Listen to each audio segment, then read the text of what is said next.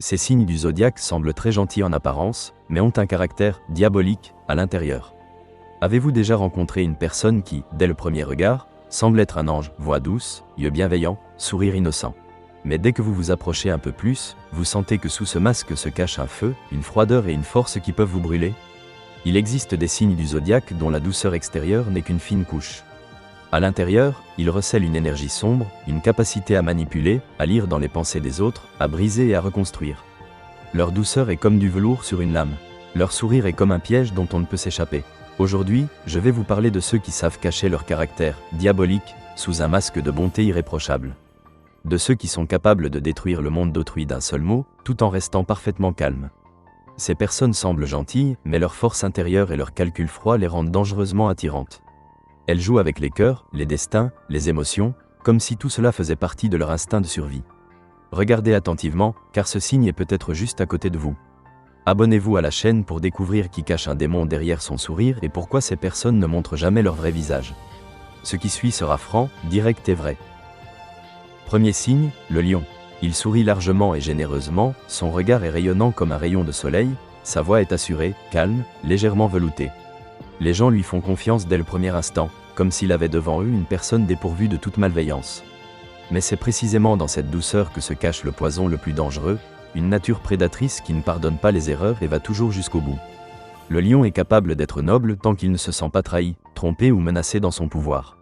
Alors, son cœur se transforme instantanément en volcan, où sous une couche de chaleur extérieure bouillonne une lave en furie. Dans ses relations, il semble généreux, toujours prêt à aider, à offrir son attention et son attention. Mais derrière cette générosité se cache un calcul rigoureux. Le lion ne fait rien sans raison. Il observe, analyse, évalue. Qui mérite d'être à ses côtés, qui n'est qu'une ombre passagère. Sa bête intérieure ne connaît pas le doute lorsqu'il s'agit de s'affirmer. Il est capable de pousser quelqu'un au désespoir simplement en souriant. Les coups du lion sont précis, calculés, sans mots superflus. Il ne se venge pas, il enseigne, mais ses leçons sont destructrices. Une phrase blessante peut se payer par des années d'ignorance silencieuse ou par un geste inattendu qui changera le destin de l'adversaire. Le lion ne tolère aucune faiblesse, ni chez lui, ni chez les autres. Il n'a aucune pitié si quelqu'un ose douter de sa force. Mais la perfidie du lion ne réside pas dans l'attaque directe, mais dans le jeu psychologique. Il sait faire croire à l'autre que tout est sous contrôle, puis lui retirer son soutien au moment où il s'y attend le moins. Il connaît parfaitement la valeur de son charme. Sa voix, sa démarche, sa manière de regarder droit dans les yeux sont autant d'instruments d'influence. En société, il peut être l'incarnation de la gentillesse, mais lorsqu'il est seul, il analyse tous ceux qui l'entourent. Le lion voit clair dans le jeu des autres. Il sait qui est faible, qui est prêt à trahir, qui a peur de son ombre. Et quand le moment est venu, il utilise ses connaissances. Non pas par vengeance, mais pour rétablir l'équilibre, comme il le dit. Son côté diabolique ne réside pas dans l'agressivité, mais dans le plaisir subtil qu'il tire du pouvoir. Il aime voir les gens essayer de deviner son humeur, essayer de mériter son attention. Il est comme un chef d'orchestre des émotions humaines. Il dirige, fait monter la tension, la relâche, puis la fait remonter. Pour lui, ce n'est pas un jeu, mais une forme d'art. Le lion sait détruire par la parole et élever par le regard.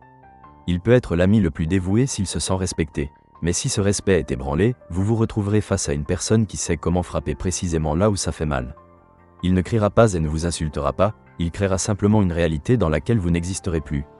Ni émotionnellement, ni moralement. Le lion élimine son adversaire avec un sang-froid étonnant, tout en conservant le même sourire charmant.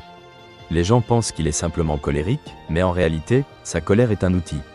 Il ne la laisse s'exprimer que lorsqu'il veut montrer son ampleur. Son démon intérieur ne détruit pas sans raison, il rend des jugements.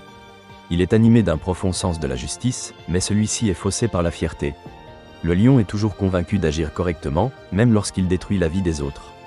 Il allie le soleil et les flammes, la gentillesse et la cruauté, la générosité et la froide supériorité. Il sourit quand il pardonne, mais ses yeux restent glacés. Il tapote l'épaule quand il dit adieu pour toujours. Sa clémence est une bénédiction, sa colère est un châtiment. Et celui qui a vu une fois le vrai lion n'oubliera jamais à quel point le soleil peut être dangereux si on s'en approche de trop près. Le deuxième signe est celui des Gémeaux. Ils parlent avec aisance, ont un rire contagieux, changent de sujet comme s'ils tournaient les pages d'un livre où il n'y a pas de chapitre ennuyeux. Leur voix est vive, leurs yeux brillants, leurs mouvements naturels. Les gens sont attirés par eux, car ils sentent en eux un air de liberté, d'enthousiasme et de vie. Mais sous ce tourbillon de vie se cache une autre facette. Un esprit froid, calculateur et capable de manipuler avec une précision chirurgicale. Les Gémeaux sont des maîtres de la métamorphose. Aujourd'hui, ils semblent gentils, attentifs, presque sans défense. Demain, ils seront froids, sarcastiques, impitoyables. Leur esprit fonctionne plus vite que les émotions des autres ne peuvent réagir. Ils voient les faiblesses et les exploitent sans ciller. Pour les Gémeaux, il n'y a pas de limite morale si la situation exige de jouer un rôle. Ils peuvent être un ami, un allié, un confesseur, mais si l'objectif change, ils se transforment facilement en juge. La principale arme des Gémeaux est la parole. Ils savent la manier avec plus de précision qu'une lame. Tout en souriant, ils lancent une phrase qui détruit la confiance d'une personne. Ils peuvent caresser et mordre dans une même phrase. Leur langue est comme un poison au parfum de vin doux. Personne ne remarque le danger avant qu'il ne soit trop tard. Ils ne sont pas méchants au sens habituel du terme, ils ne connaissent simplement pas la pitié pour ceux qui se trouvent sur leur chemin. Pour eux, tout est un jeu de sens et de réaction. Ils aiment voir les autres s'embrouiller dans leurs phrases, chercher un sous-entendu caché qui n'existe peut-être pas. Mais parfois, ce sous-entendu existe, et il est calculé précisément pour faire mal. Les Gémeaux prennent plaisir à observer l'effet de leurs mots sur une personne, à la voir perdre son équilibre. Ils savent se faire passer pour des gens simples. Leur sourire naïf désarme, leur légèreté détend. Mais à ce moment-là, ils analysent déjà ce que vous allez dire, comment vous allez réagir, où se trouve votre point faible. Leur esprit est comme un radar, il lit tout. Les gestes, la respiration, le timbre de la voix. Et lorsque les Gémeaux décident d'agir, ils le font sans prévenir. Ils peuvent être de merveilleux amis tant que tout se passe selon leurs règles. Mais si quelqu'un tente de restreindre leur liberté ou de les tromper, cette légèreté laisse place à la noirceur. C'est alors que leur démon intérieur se réveille, froid, logique, indifférent. Il ne crie pas, ne discute pas, il fait mal à travers les faits. Les Gémeaux peuvent détruire la réputation d'une personne en une seule conversation, tout en donnant l'impression d'avoir simplement dit la vérité. Leur monde intérieur est dominé par la dualité, le côté lumineux recherche l'inspiration, le côté sombre recherche le contrôle. Ils jouent entre ces deux pôles comme sur des cordes. Leur esprit est un instrument de musique du chaos. Quand ils sont de bonne humeur, ils créent la magie de la communication. Quand ils sont irrités, ils transforment tout en chaos fait de phrases acerbes, de sarcasme et de nerfs à vif. Les Gémeaux ne se vengent pas ouvertement. Ils changent simplement de masque, et la personne qui les considérait comme des amis se retrouve soudain face à un étranger. Cette froide transformation effraie plus qu'un cri. Leur regard devient vitreux, leur mouvement précis. Ils savent partir en laissant l'impression que vous ne parliez pas à une personne, mais à un reflet. Sous leur apparente légèreté se cache une acuité diabolique, un esprit qui ne connaît aucune pitié. Et si quelqu'un décide de jouer avec eux, pensant pouvoir les surpasser, il apprendra rapidement que les Gémeaux ne sourient que tant qu'ils contrôlent la situation. Et lorsqu'il cesse de le faire, le sourire reste, mais il n'y a plus de vie en lui. Seulement l'éclat froid de ceux qui ont l'habitude de gagner par tous les moyens. Troisième signe, Balance. Ils ont un sourire doux, des yeux transparents, une voix calme, comme faite pour apaiser. On dirait l'incarnation même du calme, une personne sans aucune trace de méchanceté. Mais il suffit de s'approcher pour comprendre à quel point cette façade est trompeuse.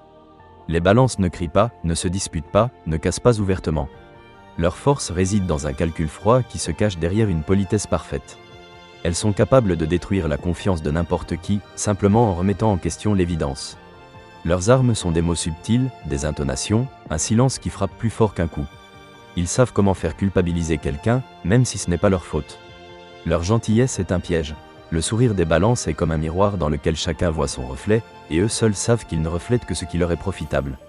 Quand ils acceptent tranquillement, ce n'est pas une concession, mais un coup stratégique.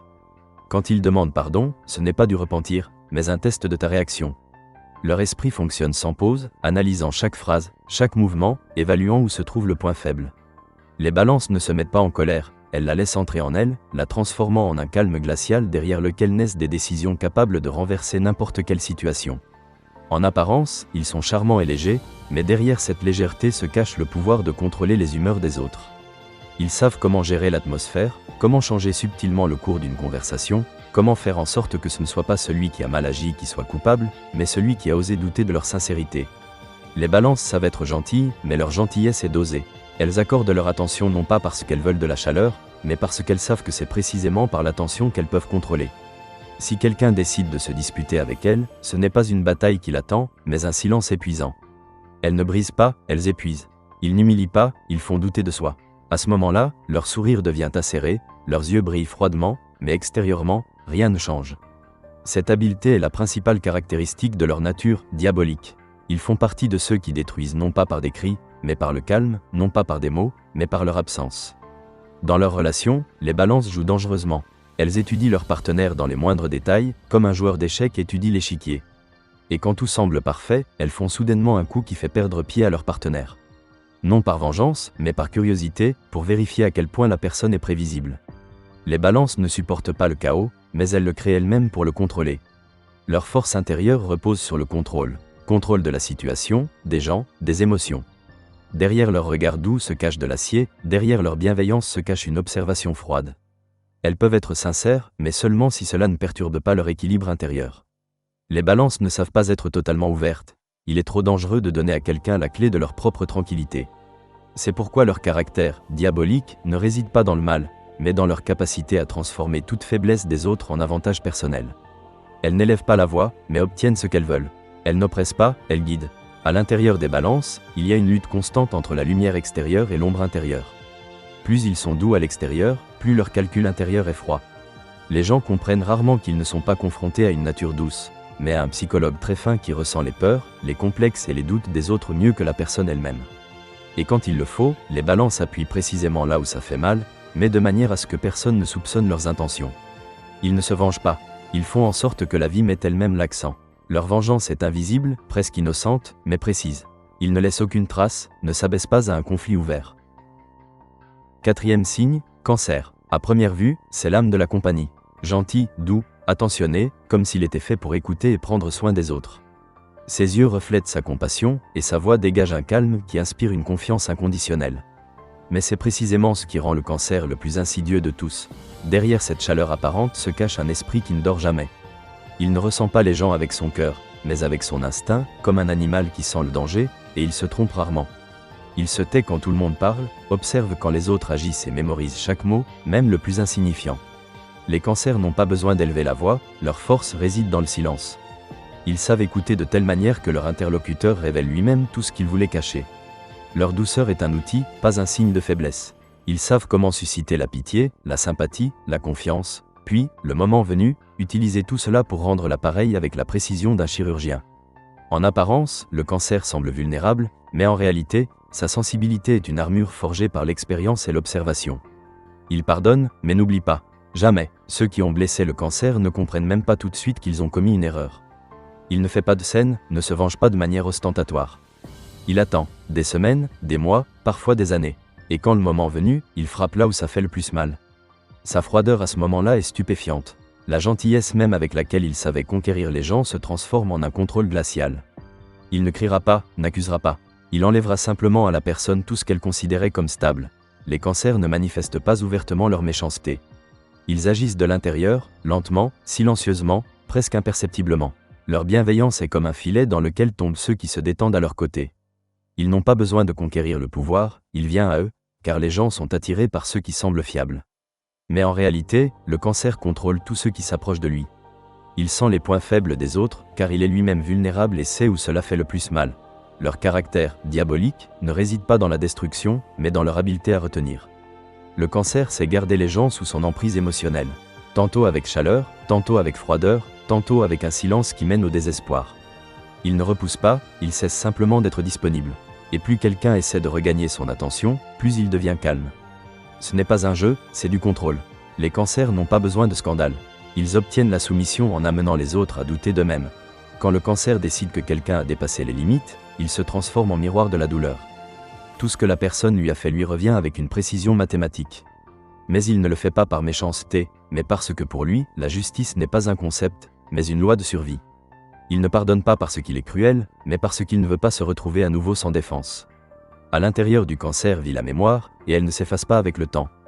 Il se souvient de tout, des mots, des regards, des intonations, même des odeurs de ceux qui l'ont trahi. Dans la vie de tous les jours, il semble tendre et attentionné, mais dès qu'il se retrouve en conflit, sa douceur disparaît. Elle est remplacée par une logique impassible. Il peut blesser inconsciemment, simplement pour se défendre, mais le plus souvent, il le fait consciemment, froidement, de manière réfléchie. Ses décisions sont rarement spontanées. Il ne brise pas, il prive de confiance. Après avoir communiqué avec lui, beaucoup commencent à douter d'eux-mêmes, tandis qu'il observe simplement, comme si de rien n'était. Le Cancer ne recherche pas le mal, mais sait l'utiliser si la situation l'exige. Sa réserve n'est pas un signe de bonhomie, mais fait partie de sa stratégie. Il sait que dans le monde, ce n'est pas celui qui crie le plus fort qui gagne, mais celui qui est le plus patient. Et il est patient. Sa vengeance est sans émotion, sans mots superflus, sans bruit.